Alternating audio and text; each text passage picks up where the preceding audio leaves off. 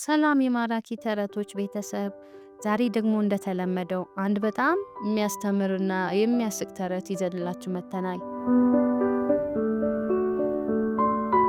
በአንድ ወቅት በአንድ ሰፊ ጫካ ውስጥ የሚኖሩ አንድ በጣም ሰነፍ ጅብና አንድ በጣም ብልሃተኛ የሆነ አህያ ነበሩ። ጅቡ ሁልጊዜ አህያውን ለመብላት ያደባ ነበር። አህያው ግን በብልሃቱ ያመልጠው ነበር።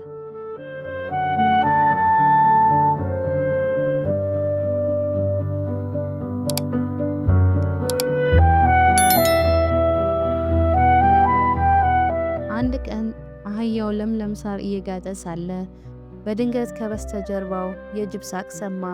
ሄሄሄ ዛሬማ ምርጥ ምሳ አገኘው አለ ጅቡ እየተቅለሰለሰ።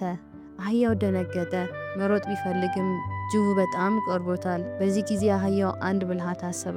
ቆይ በጉልበት ሳይሆን በብልሃት ማምለጥ አለብኝ አለ ለራሱ። አህያው በአንድ እግሩ ማነከስ ጀመረ።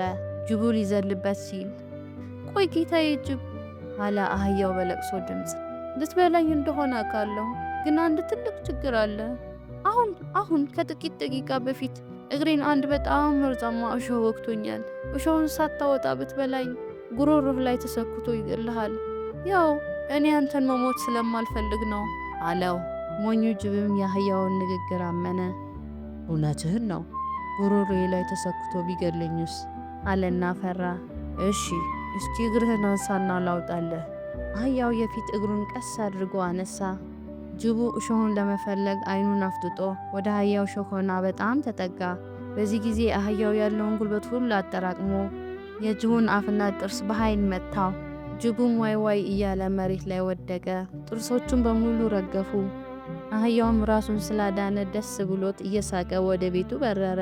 ጅቡም በሰራው ስህተት እያለቀሰ በባዶ ሆዱ ቀረ። እሺ ልጆች፣ ተረቱን ወደዳችሁት? ሁልጊዜ በችግር ውስጥ ስትሆኑ ከመደናገጥ ይልቅ ማሰብን ልመዱ። እሺ፣ ለዛሬ የነበረን ተረት ይህንን ይመስላል። ተረቱን ከወደዳችሁት ላይክ አድርጉ፣ ለጓደኞቻችሁም ሼር አድርጉላቸው። በሚቀጥለው ተረት እስክንገናኝ ደህና ሰንብቱ።